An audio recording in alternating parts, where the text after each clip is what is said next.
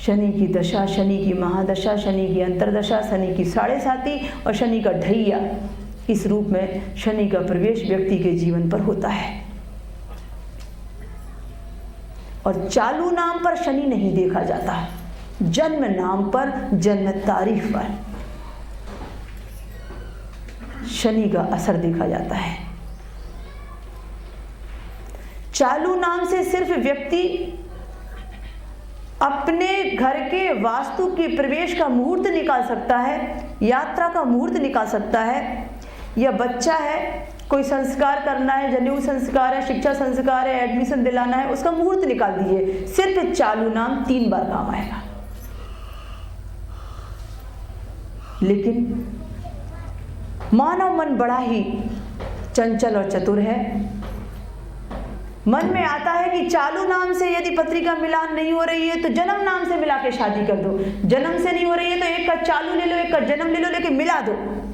यदि कोई रिश्ता जम गया, पसंद है और काम करना ही है, बिल्कुल किसी भी तरीके से हाँ करना ही है, तो कुछ भी करो, चालू का जन्म से मिला दो, जन्म का चालू से मिला दो, कुछ भी करो, लेकिन मिला के सब कर दो पूरा। और यदि गुण मिल गए तो लोग आते हैं यहाँ शादी की पत्रिका मिलान करने के लिए।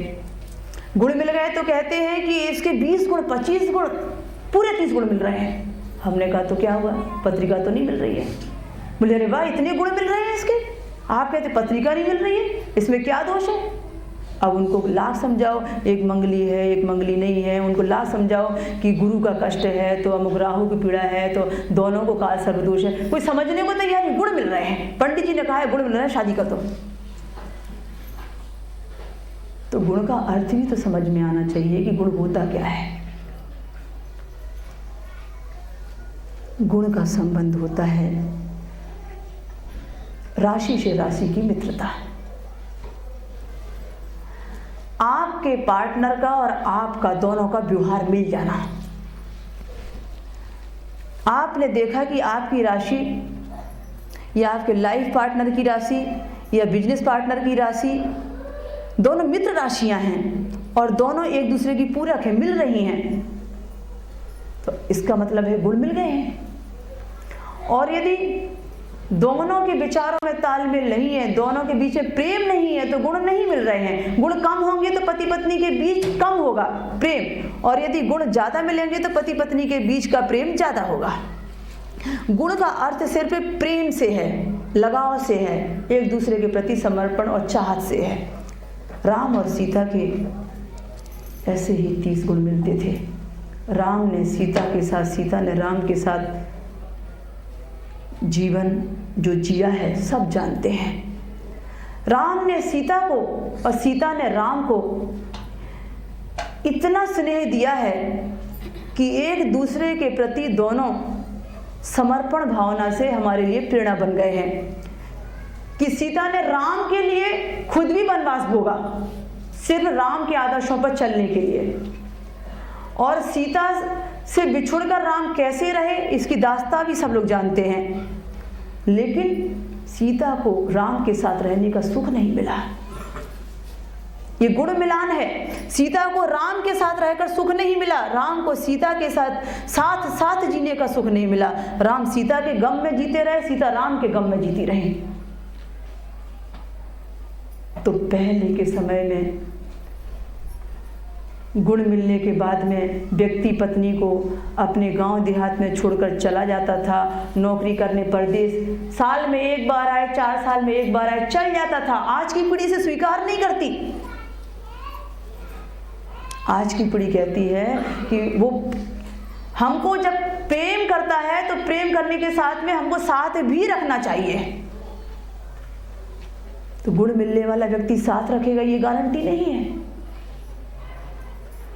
और जिसके गुण मिल जाएंगे उसको संतति भी मिल जाएगी, ये भी जरूरी नहीं है। जिसको गुण मिल जाएंगे उसको परिवार का माहौल अच्छा मिल जाएगा, ये भी जरूरी नहीं है। जिसके गुण मिल जाएंगे वह इकोनॉमी की बेस पर आप एक दूसरे के लिए सहायक होगा, ये भी जरूरी नहीं है।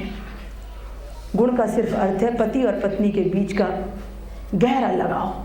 जितने ज़्यादा गुण हुए उतना ज़्यादा समर्पण लगाव अधिक बनेगा। जैसा भगवान राम ने पूरा व्रत लिया था उन्होंने सीता के अलावा जीवन में किसी को स्थान नहीं दिया। इतना गहरा लगाव सीता से था, लेकिन चाह कर भी वो सीता को महलों का सुख नहीं दे सके। जब सुख देने का समय आया तो वो अंतर्ध्यान हो गई।